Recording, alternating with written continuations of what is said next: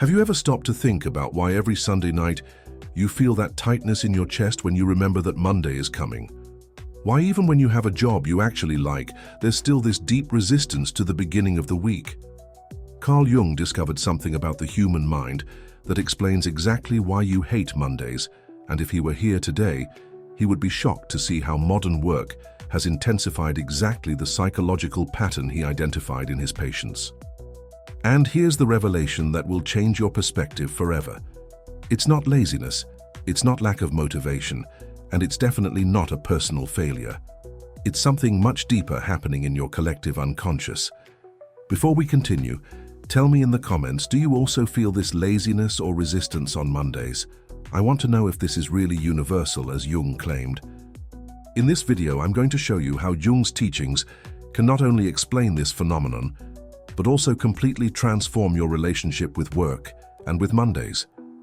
In 1912, when Carl Jung was developing his theory of the collective shadow, the world of work was completely different from what we know today. People mainly worked with their hands, had direct connection with the result of their effort, and there was a clear separation between work and personal life. There were no emails arriving on Sundays, endless virtual meetings, or the constant pressure to always be productive. Jung observed that his patients manifested an unconscious resistance to certain aspects of life that they considered incompatible with their more authentic nature. What he couldn't imagine is that more than a century later, this resistance would become a global phenomenon, affecting millions of people every Monday. Jung called this the collective shadow, a concept that explains how entire groups of people can repress fundamental aspects of human nature in the name of social adaptation. According to Jung, when a society demands that people suppress certain natural characteristics to fit into rigid structures, this repressed energy doesn't simply disappear, it accumulates in what he called the collective unconscious, creating a psychological tension that manifests in ways we can't always consciously understand. Today this manifests when you feel that weight in your stomach on Sunday night, when you need to force yourself to get out of bed on Monday morning, when you feel like you're living a life that isn't completely yours during the week. Jung would say that this resistance isn't a personal defect, but rather a healthy sign that something in the structure of modern work is in conflict with essential aspects of your human nature that have been forced into the shadow. Jung called this the collective shadow, which in his view represents all aspects of human nature that a society considers unacceptable or unproductive, and therefore forces people to repress. To understand this today, imagine that your psyche is like a modern smartphone. You have the main screen, which would be your persona, that is the version of you that you show to the world, especially in the work environment. This persona is professional, punctual, productive, always willing to collaborate and focused on results. But just like your smartphone has apps running in the background that you don't even notice, your psyche also has aspects that continue active even when you ignore them. The collective shadow would be like those background apps, but specifically those that the modern work system considers undesirable. Your need for spontaneous creativity, your desire for real autonomy, your will to connect with deep purpose, your need for natural rhythms instead of artificial schedules, your instinct to question hierarchies that don't make sense, your need for time for contemplation and not just constant action. Jung would say this becomes clear when you realize that on Monday you're not just physically tired, you're resisting a version of yourself that feels artificial. When you look at the week that's starting and feel like you're going to have to split yourself again between who you really are and who you need to pretend to be, to function in the corporate environment. This internal division is exactly what Jung identified as the conflict between the authentic self and the demands of the collective shadow. Modern work has created what Jung would call an extremely rigid collective persona. Everyone needs to be constantly productive, available, optimized, measurable, predictable. Any aspect of human nature that doesn't fit this mold is automatically pushed into the collective shadow. Your need for contemplation becomes a waste of time. Your spontaneous creativity becomes lack of focus. Your need for autonomy becomes difficulty working in teams. Your need for deep purpose becomes lack of pragmatism. Jung observed that when essential aspects of human nature are systematically repressed, They don't disappear, they become a source of constant psychological tension. It's like trying to keep a beach ball underwater. You can do it for a while, but eventually it explodes to the surface with even greater force. In the case of Monday, this explosion manifests as resistance, anxiety, sense of emptiness, or that feeling that you're living someone else's life. During decades of clinical practice, Jung realized that his most professionally successful patients were often those who reported the greatest sense of internal disconnection. They had managed to suppress with perfection the aspects of personality that weren't productive, but at the same time lost contact with the source of energy and creativity that made life meaningful. Jung began to perceive that what society called successful adaptation was often in reality a sophisticated form of self-betrayal. If Jung analyzed your Monday behavior today, he would identify 3 clear signs that the collective shadow of modern work is influencing your life in ways you don't even notice. I'm going to explain each of these signs, and I'm sure you'll recognize yourself in at least 2 of them. The first sign Jung would identify is what he would call temporal splitting of personality. This means you literally become a different person during the week. If Jung observed you on a Saturday afternoon and then on a Monday morning, he would notice profound changes, not only in your mood, but in your body posture, your speech pattern, your facial expressions, even your breathing pattern. You probably speak more slowly on weekends, laugh more easily, make more eye contact, have more spontaneous ideas. On Monday, you unconsciously contract these aspects to fit into the professional persona. Jung called this adaptive dissociation, a sophisticated way of psychologically protecting yourself from the conflict between your authentic nature and external demands. The problem is that when you do this repeatedly, week after week, year after year, you literally begin to lose contact with essential aspects of who you are. Monday resistance would actually be your unconscious trying to preserve your psychological integrity. The second sign would be what Jung would call excessive unconscious compensation. This manifests when you realize you need increasingly intense stimuli to feel alive outside of work. Maybe you need to watch series until very late Sunday night, or feel compulsive need to check social media, or have episodes of impulse shopping, or need alcohol to relax on weekends. Jung would say this isn't lack of self-control, it's your unconscious trying to compensate for the vital energy that's being suppressed during the week. When fundamental aspects of your personality are consistently repressed in the work environment, your psyche unconsciously seeks ways to express them in other contexts, frequently in unbalanced ways. It's as if your creative energy, your need for autonomy, your thirst for meaning, everything that gets turned off during work, tries to express itself in a concentrated and sometimes compulsive way during free time. The third sign Jung would identify is what he would call projection of the collective shadow onto authority figures. This means you develop disproportionately intense feelings toward bosses, colleagues, or even the abstract concept of work itself. It could be excessive anger, disproportionate fear, or even exaggerated idealization. Jung would explain that when you repress aspects of your own nature to adapt to the work environment, these repressed aspects begin to be projected onto people who represent this system. For example, if you had to repress your need for autonomy to function in a rigid hierarchy, you might develop intense anger toward any authority figure, even when they're relatively reasonable. Or if you repressed your creativity to fit into standardized processes, you might feel excessive envy of colleagues who manage to express more creativity. Jung would say these intense reactions aren't about other people, they're about parts of yourself that were forced into the shadow. These 3 signs, temporal splitting of personality, excessive unconscious compensation, and shadow projection onto authority figures, form what Jung would call the modern work complex. It's a psychological pattern where your vital energy becomes fragmented between a productive version of yourself and repressed aspects that continue active in the unconscious, creating constant tension that manifests most intensely during transitions, especially in the passage from weekend to Monday. Before we get to the solutions, I need you to complete this sentence in the comments to understand your own pattern. I feel most confident when...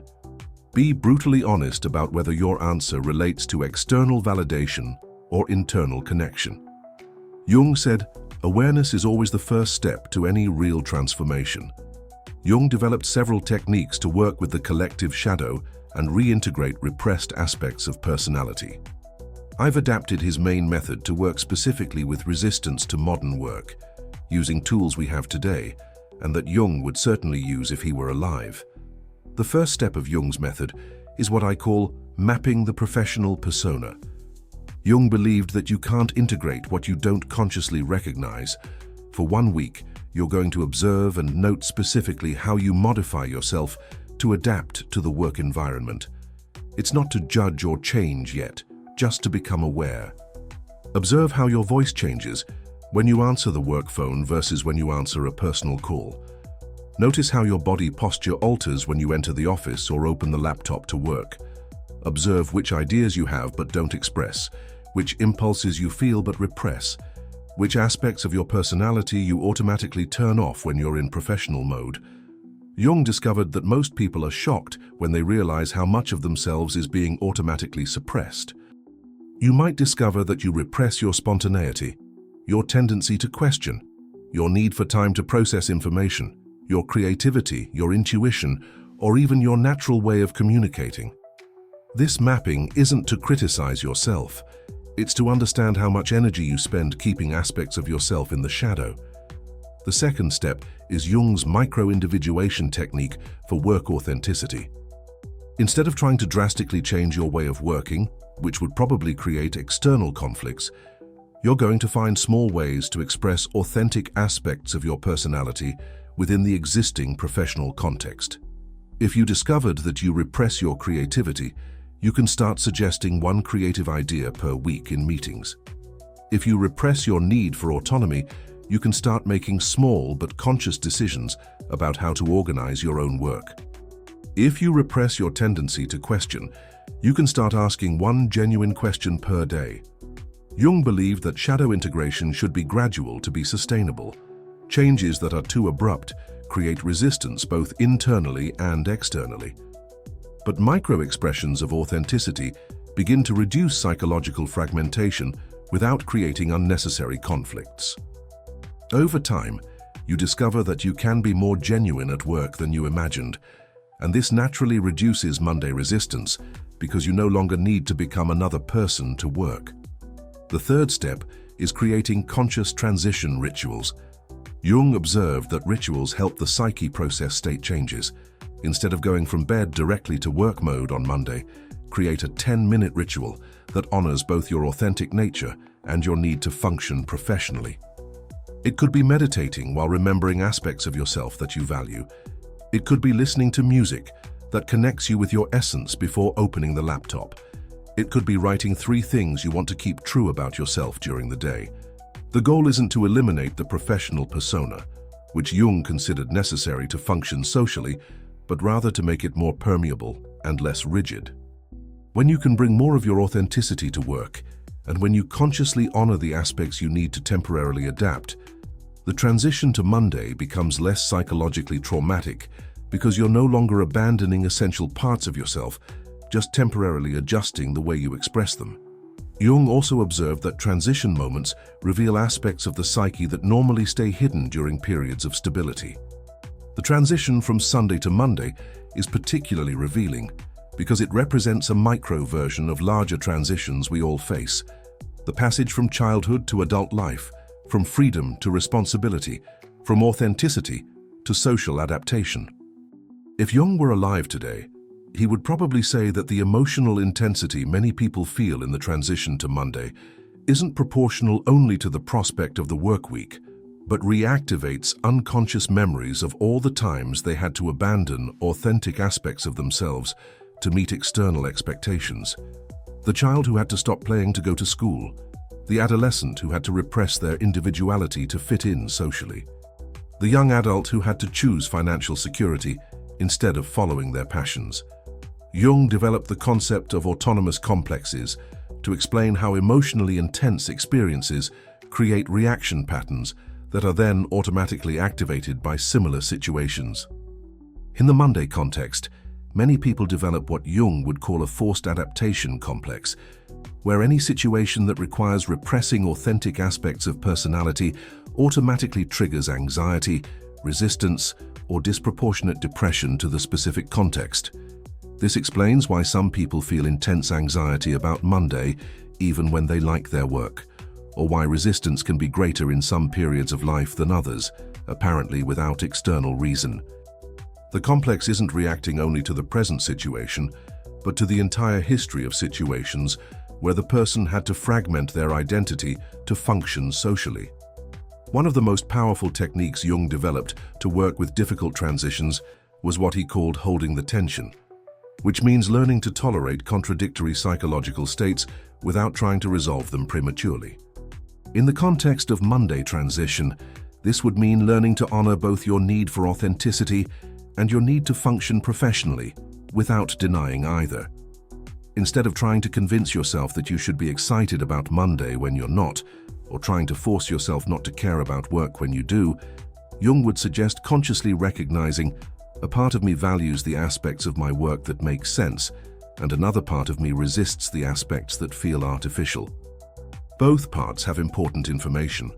Jung discovered that when we stop trying to resolve internal tensions prematurely, natural syntheses often emerge that honor both aspects.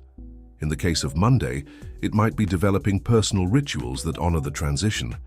It might be finding small but significant ways to bring more authenticity to work, or it might be using the tension as information about which aspects of the current professional configuration deserve attention and possibly change. After understanding all these deep psychological aspects of Monday resistance, the natural question is how to use this knowledge to create a healthier and more integrated relationship with weekly transitions. Jung always emphasized that psychology's goal isn't just to understand, but to transform patterns that are causing unnecessary suffering. The first Jungian principle for transforming your relationship with Mondays is what he would call acceptance without resignation. This means completely honoring the reality that you feel resistance, without judging yourself for feeling it, but also without resigning yourself to always feeling it. Jung observed that genuine transformation only happens when we start from total acceptance of the current state, not from denial or self-criticism.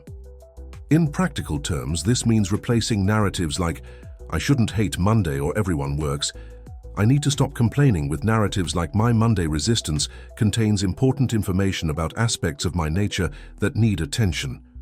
Resistance stops being a problem to be eliminated and becomes a symptom to be understood and gradually integrated. The second principle is based on Jung's observation that psychological energy follows direction.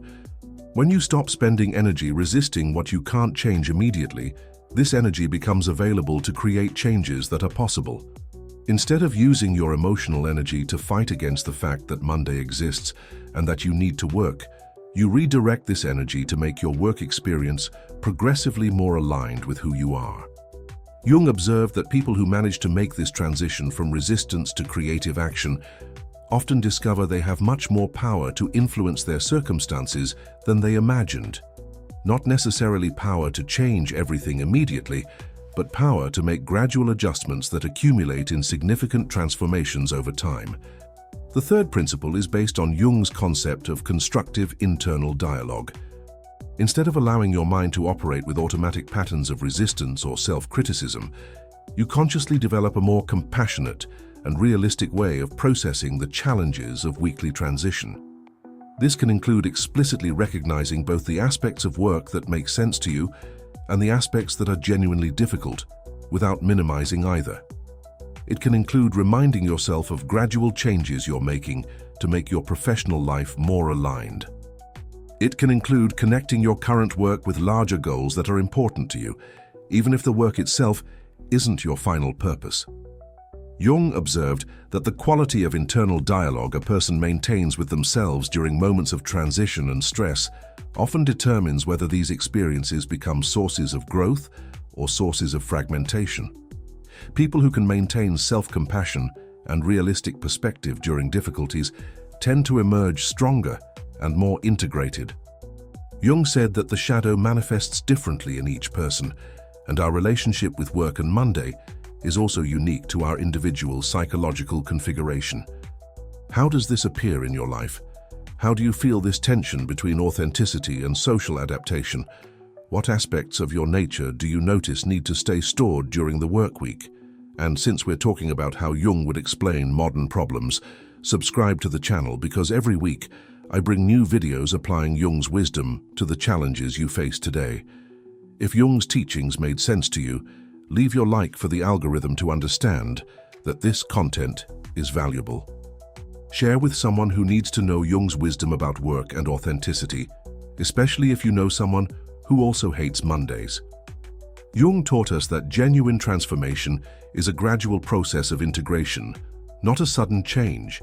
Each small step toward greater authenticity at work is an important victory in this journey of self-knowledge and personal growth. And remember, now that you understand why you feel resistance to Mondays, use this awareness to your advantage. If you liked what you heard, subscribe to the channel and share with that colleague of yours who has even more difficulty than you starting Mondays. Until next week.